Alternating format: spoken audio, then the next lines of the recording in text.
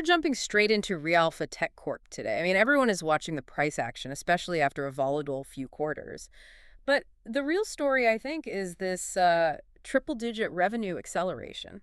That's exactly it. And it's coupled with a verified AI-driven efficiency boost. That's the core focus. Okay, so a small cap platform, but it's aiming to really disrupt the real estate space. Oh, completely. They reported a massive 326% year-over-year revenue increase in Q3. Wow. Now, we have to put that in context. It was off a small base, roughly 1.45 million, but still, that kind of jump isn't just noise. And what's driving it? It's not just slow organic growth, right? No, not at all. That acceleration is tied directly to a pretty aggressive plan to use artificial intelligence to grab market share and really dominate the entire real estate value chain. Right. We really need to go beyond the price chart here and look at the underlying mechanics they are building. You're tuned into the Easy Money Show, where we make sense of the market's biggest moves. I'm glad you're with us. And if you're enjoying the show and finding this useful, make sure to subscribe and hit that like button. It really helps the channel. And definitely let us know in the comments which stock you want us to simplify next. All right, let's look at the bull and bear case for reAlpha Tech Corp right now. Where do we start? Let's start with the bull case. The whole argument really begins with their strategy, which is all about building an end-to-end vertically integrated ecosystem. Okay, vertically integrated. So brokerage, mortgage, and title all under one roof. Exactly. Think of it like a one-stop shop for the entire home buying or selling journey. The goal is to monetize every single step of that transaction. And that's a key differentiator from their siloed competitors. It is. Okay, so let's unpack this with some hard numbers, because frankly, the AI claims sound almost too good to be true. They do, but there's data to back it up. Their AI-powered engagement assistant delivered a 90% increase in lead engagement. 90%. Yeah, and that's just the start. So for unit economics, the really critical metric is appointment conversions. What did it do there? This is where it gets wild. The AI system drove a massive plus 200% increase in appointment conversions. 100%. And on top of that, 140% more completed loan applications versus the old manual outreach. That is a game changer for unit economics, if it's real. If it's real and if it's scalable. That's the key question. So this is where the strategy gets really interesting then. They're accelerating the scale through acquisitions. Right, instead of that slow grind of organic growth. Yeah. The Preview acquisition, for example, instantly expanded their brokerage footprint into 11 new U.S. markets. And then they added InstaMortgage. Right, a lender licensed in 32 states. That is an enormous footprint right out of the gate. And that's explicitly expected to drive significant revenue growth in 2026. It is, especially as the macro conditions, like interest rates, start to improve. So this whole strategy is being driven by experienced leadership. I saw the co-founder of Preview is now leading their realty growth. Yes, and that's so important. They aren't just buying assets. They're acquiring talent and proven digital expertise. Which brings us to their recruitment. Exactly. They're running a national loan officer recruitment program. And it includes RSU-based equity incentives. Can you just break down for our listener what an RSU is and why it matters here? Sure. RSU stands for Restricted Stock Unit. It's basically a promise to give employees company stock over time. So give them skin in the game. It gives them skin in the game, and it attracts top talent by giving them a real piece of the upside, all without draining the company's cash. Which is vital when you're in, build-out mode. But that's the bullish narrative.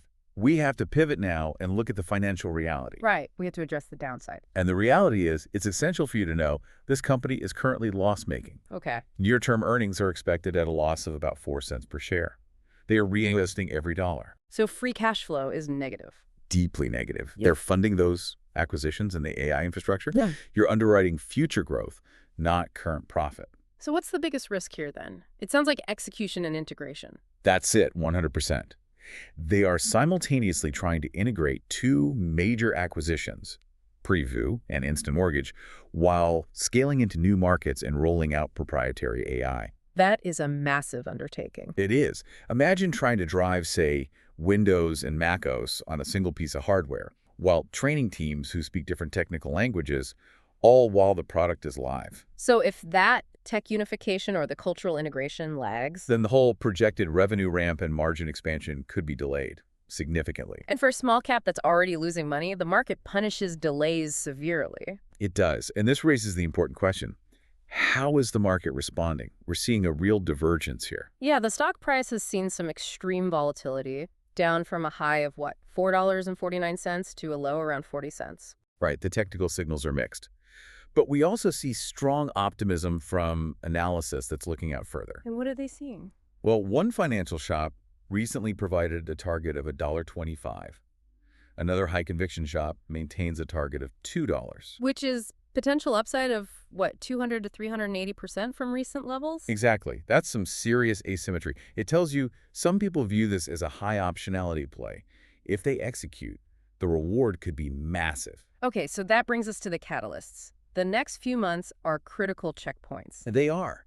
There's an investor chat scheduled for mid-January that's focused on real-world AI adoption. That could really shape the narrative. And then the big one is the upcoming earnings report. Right. And that's where we'll get the first look at sequential revenue growth. Wait, explain that for a second. We talked about the 326% year-over-year growth, but why is sequential growth what we should be watching? Because year-over-year compares to a low base from last year. Sequential growth compares this quarter to the last quarter. It shows if the momentum is still building, if the integrations are actually working quarter to quarter. Got it. And we need to see if those 200% AI conversion rates are holding up as they scale. Precisely. And all of this connects to the bigger picture. It does. The entire core thesis really relies on anticipated declining interest rates in 2026. That's the engine. It's the engine driver. If rates fall, that directly stimulates mortgage origination volumes, which is the whole machine they're building across that 32-state footprint. So it would just flood their new ecosystem with volume. The tide would lift their boat, exactly. But what if rates don't fall? What if they stay elevated through 2026? That's the material downside macro risk. The platform would be built, but operating way below capacity. It would increase cash burn and make that high execution risk even more painful. So you have a small cap trading near historic lows with visible losses. But with validated AI efficiency gains and major M&A that could transform it into a national platform by 2026. That's the lowdown on reAlpha Tech Corp for today. The core takeaway here is really the asymmetry. The question you should be mulling over is the potential reward worth underwriting the intense execution risk of integrating all those pieces? That's a great thought to leave you with. If you haven't already, subscribe so you don't miss our next breakdown. We'll catch you on the next one.